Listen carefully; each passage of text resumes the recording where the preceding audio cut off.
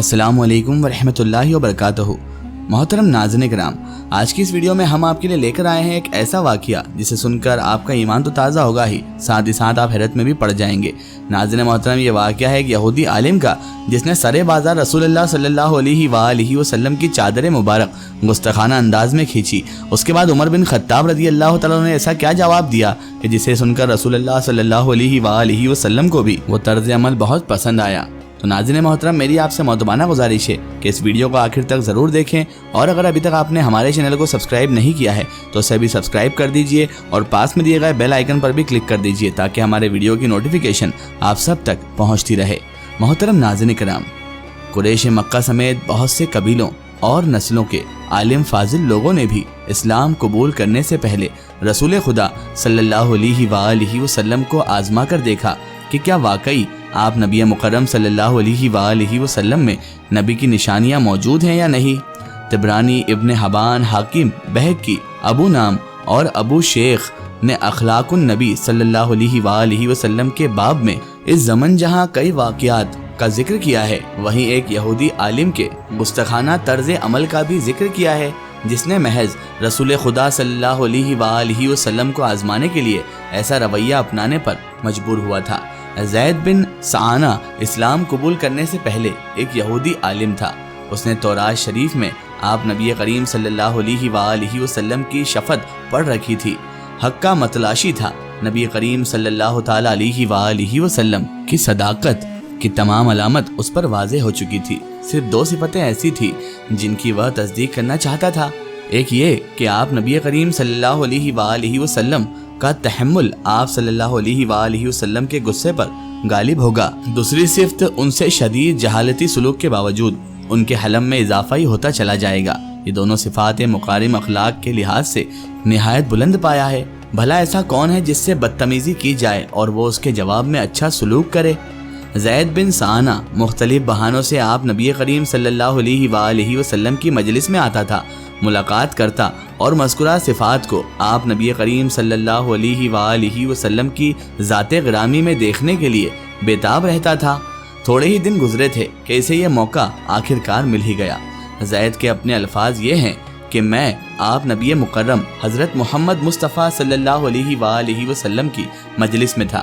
ایک اعرابی آیا، اس نے عرض کیا، یا رسول اللہ صلی اللہ علیہ وآلہ وسلم، میرے علاقے کے کچھ لوگ مسلمان ہوئے تھے، اب انہیں قحط اور فاقہ اور پریشانی کا سامنا کرنا پڑ رہا ہے۔ اگر انہیں فوری مدد نہ ملی تو خطرہ ہے کہ کہیں وہ اسلام سے نکل نہ جائیں۔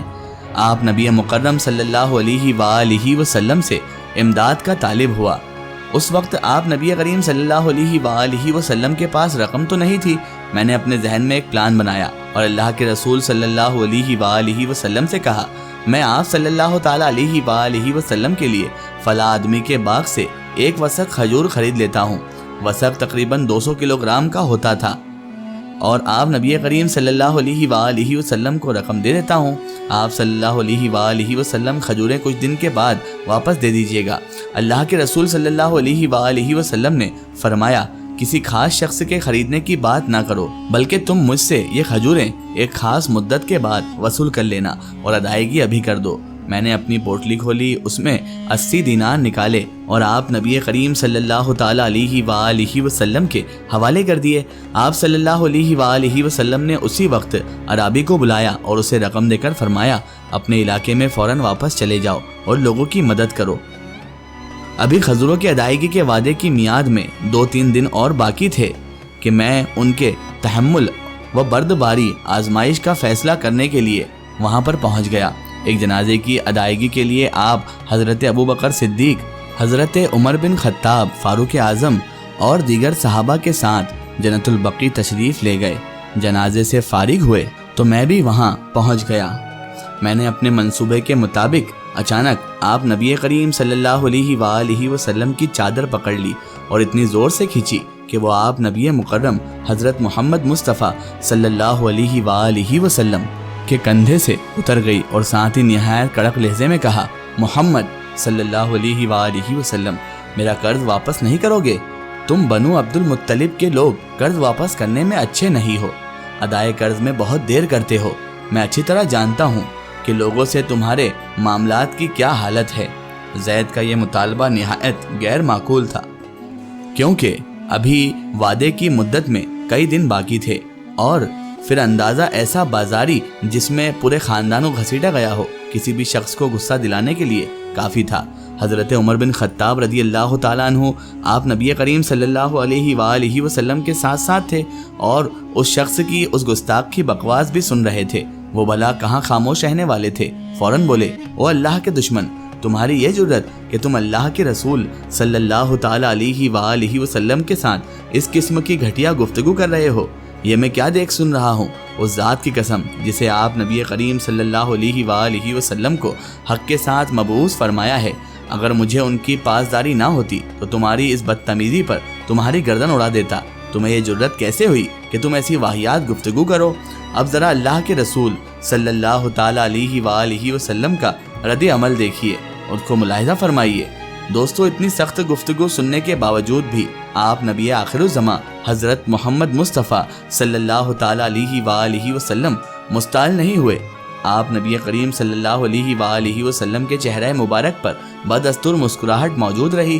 آپ صلی اللہ تعالیٰ علیہ وآلہ وسلم نے عمر بن خطاب فاروق اعظم رضی اللہ تعالیٰ عنہ کو مخاطب کیا اور فرمایا، عمر ایسی بات نہ کرو، بلکہ تمہیں چاہیے تھا کہ تم مجھ سے یہ کہتے کہ میں اس کا قرض خوش اسلوبی سے ادا کروں، اور اسے یہ سمجھاتے کہ میاں قرض کا تقاضا بھلے طریقے سے کرو۔ پھر حکم دیا، عمر جاؤ اور اس کا قرض واپس کرو، اور ہاں کیونکہ تم نے اسے ڈرایا دھمکایا اس لیے 50 کلو کھجور زیادہ ادا کرو۔ زید بن سعانہ نہایت توجہ سے یہ گفتگو سن رہا تھا اور حیران تھا کہ اس قدر استعال انگیز گفتگو کے باوجود بھی آپ نبی کریم صلی اللہ علیہ وآلہ وسلم سابق تبسم کناں ہیں، حسب سابق ہیں۔ آپ نبی کریم صلی اللہ علیہ وآلہ وسلم کا حلم آپ کے غصے پر شبقت لے آیا۔ زید کہتے ہیں کہ عمر فاروق مجھے ساتھ لے کر بیت المال گئے، میرا قرض واپس کیا اور حسب ہدایت 50 کلو کھجوریں زیادہ دی، اور پوچھا تم ہی بتاؤ تم کون ہو؟ میں نے کہا کہ میں زید بن سعانہ ہوں۔ کہنے لگے اچھا، الحبر یعنی وہی جو مشہور یہودی عالم ہے؟ میں نے کہا کہ جی ہاں، الحبر۔ اب عمر فاروق نے کہا، یہ جو تم نے اللہ کے رسول صلی اللہ علیہ وآلہ وسلم سے گفتگو کی ہے اور ان کے ساتھ بد اخلاقی سے پیش آئے ہو، تمہیں اس کا ہرگز کوئی حق نہیں تھا۔ میں نے کہا عمر تم ٹھیک کہتے ہو، مگر تمہیں معلوم نہیں کہ میں حق کا متلاشی تھا۔ میں نے نبوت کی تمام صفات آپ نبی کریم صلی اللہ علیہ وآلہ وسلم میں دیکھ لی تھی، 2 صفت باقی رہ گئی تھی جن کا تعلق آپ نبی کریم صلی اللہ علیہ وآلہ وسلم کے تحمل، حوصلہ مندی اور بردباری سے تھا۔ آج میں نے ان صفات کا بھی خوب مشاہدہ کر لیا ہے، بلا شبہ وہ نبی آخر الزماں ہیں۔ سبحان اللہ۔ عمر میں آپ کو گواہ بناتا ہوں کہ میں آج سچے دل سے اسلام قبول کرتا ہوں۔ پھر کلمہ طیبہ پڑھا اور صحابیت کے شرف سے بہراور ہو گئے۔ سبحان اللہ۔ ناظرین محترم، یہ شان ہے پیارے آقا صلی اللہ علیہ وآلہ وسلم کے اخلاق کریمانہ کی، جسے دیکھ کر، جسے سمجھ کر لوگ مسلمان ہو جایا کرتے تھے۔ واللہ عالم بالصواب۔